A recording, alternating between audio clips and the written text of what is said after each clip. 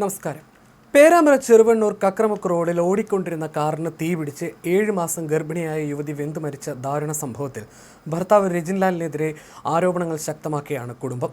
വെള്ളിയാഴ്ച രാത്രി 9 മണിയോടെയുണ്ടായ ഈ വലിയ അപകടത്തിൽ പാലേരി കല്ലിക്കണ്ടി മീത്തൽ ശ്രീനിവാസിന്റെയും വസുധയുടെ മകളായ സോനയാണ് കാറിനുള്ളിൽ കുടുങ്ങി മരിച്ചത്. ഇതൊരു സാധാരണ അപകടമല്ലെന്നും കൃത്യമായ ആസൂത്രണത്തോടെ നടത്തിയ കൊലപാതകമാണെന്നും സംശയിക്കുന്നതായി സോനയുടെ അമ്മാവൻ AK സത്യൻ ആരോപിക്കുന്നു. കാറിന് തീപിടിക്കാൻ കാരണം ഷോർട്ട് സർക്യൂട്ട് ആണെങ്കിൽ വാഹനം ഇത്തരത്തിൽ പൂർണ്ണമായി കത്തിയമരില്ലെന്നും മനഃപൂർവ്വം കാർ കത്തിച്ചതുപോലെയാണ് തോന്നുന്നതെന്നും അദ്ദേഹം പറഞ്ഞു.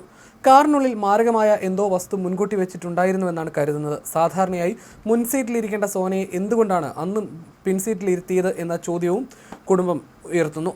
അപകടമുണ്ടായ ഉടനെ കാറിൽ മറ്റൊരാൾ കൂടി ഉണ്ടെന്ന വിവരം എന്തുകൊണ്ട് രജിൻലാൽ നാട്ടുകാരോട് പറഞ്ഞില്ല എന്നതും സംശയത്തിനിട നൽകുന്നു.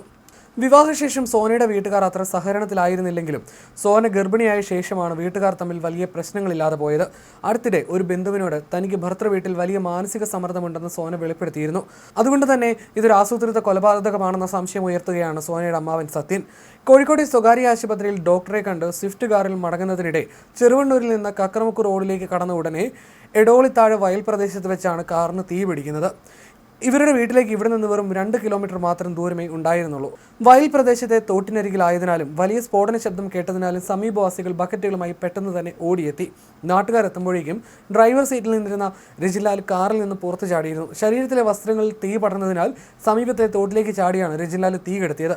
കൈ ഉയർത്തി രക്ഷിക്കണമെന്ന് വിളിക്കുന്നുണ്ടായിരുന്നെങ്കിലും കാറിനുള്ളിൽ സോനയുള്ള വിവരം ആദ്യം രക്ഷാപ്രവർത്തകർക്ക് മനസ്സിലായിരുന്നില്ല. ദേഹാസ്വാസ്ഥ്യം കാരണം കാറിന്റെ പിൻസീറ്റിൽ സോന കിടക്കയായിരുന്നുവെന്നാണ് രജിൻലാൽ പിന്നീട് നാട്ടുകാരോട് പറഞ്ഞത്. പിൻസീറ്റിൽ കിടക്കയായിരുന്ന സോനയുടെ മുകളിലേക്ക് കാറിന്റെ മുകൾ ഭാഗങ്ങൾ അടർന്നു വീണതിനാൽ പുറത്തു നിന്നുള്ളവർക്ക് പെട്ടെന്ന് കാണാനും സാധിച്ചില്ല. കാറിന്റെ പിൻവാതിൽ ലോക്കായിരുന്നതിനാൽ നാട്ടുകാർ ഏറെ പരിശ്രമിച്ചിട്ടും ഡോറ് തുറക്കാൻ കഴിഞ്ഞില്ല. തുടർന്ന് തോട്ടിൽ നിന്ന് വെള്ളം കോരിയൊഴിച്ച് തീ അല്പം കെടുത്തിയ ശേഷം കാറിന്റെ ചില്ല് പൊട്ടിച്ചാണ് ബെഡ്ഷീറ്റിൽ കിടത്തി സോനയെ പുറത്തെടുത്തത്. അപ്പോഴും സോനയ്ക്ക് നേരിയ ജീവനുണ്ടായിരുന്നുവെന്നാണ് നാട്ടുകാർ പറഞ്ഞത്. ഉടൻ തന്നെ പേരാമ്പ്ര താലൂക്ക് ആശുപത്രിയിൽ എത്തിച്ചെങ്കിലും മരണം സ്ഥിരീകരിക്കുകയായിരുന്നു. പേരാമ്പ്രയിൽ നിന്ന് ഫയർഫോഴ്സ് സംഘം എത്തിയാണ് കാറിലെ തീ പൂർണ്ണമായും കെടുത്തിയത്. ശനിയാഴ്ച രാത്രിയോടെ സോനയുടെ മൃതദേഹം വീട്ടിലെത്തിച്ച് സംസ്കരിച്ചു. അതേസമയം ഈ ദാരുണമായ അപകടത്തിൽ 65% ഗുരുതരമായി പൊള്ളലേറ്റ ഭർത്താവ് രജിൻലാൽ നിലവിൽ കോഴിക്കോട് മെഡിക്കൽ കോളേജ് ആശുപത്രിയിലെ ബേൺസ് ICUവിൽ ചികിത്സയിലാണ്. കൈകളിലും മുഖത്തും നെഞ്ചിലുമാണ് പൊള്ളലേറ്റത് എന്നതിനാൽ ആന്തരിക അവയവങ്ങളെ ബാധിക്കാൻ സാധ്യതയുണ്ടെന്ന് ഡോക്ടർമാർ പറയുന്നു. 1 മാസം മുൻപാണ് രജിൻലാൽ ഗൾഫിൽ നിന്ന് നാട്ടിലെത്തിയത്.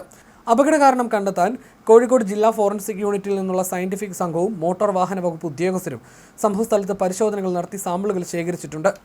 കാറിന്റെ ഉൾവശം പൂർണ്ണമായി കത്തിയമർന്നപ്പോൾ കാറിന്റെ ബോണറ്റിലെ എഞ്ചിൻ ഭാഗം കത്തിയിട്ടില്ലെന്നും അങ്ങോട്ടേക്ക് തീ പടർന്നിട്ടില്ലെന്നും പരിശോധനയിൽ വ്യക്തമായി. കാറിനുള്ളിലെ വയറിങ്ങിനും ഇന്ധന ടാങ്കിനും AC സംവിധാനത്തിലും മുൻഭാഗത്തെ റേഡിയേറ്റർ ഭാഗത്തും യാതൊരുവിധ തകരാറുകളും കണ്ടെത്താനായിട്ടില്ല. കാറിന്റെ പിൻഭാഗത്ത് നിന്നാണ് തീ ഉയർന്നതെന്നും വ്യക്തമായി. കാർ കത്തി തുടങ്ങിയ സമയത്ത് തന്നെ വലിയ സ്ഫോടന ശബ്ദം കേട്ടതാണ് ഏറെ സംശയത്തിനിട നൽകുന്നത്. കത്താതെ അവശേഷിച്ച പല വസ്തുക്കളും സാമ്പിളിനായി സംഘം ശേഖരിച്ചിട്ടുണ്ട്.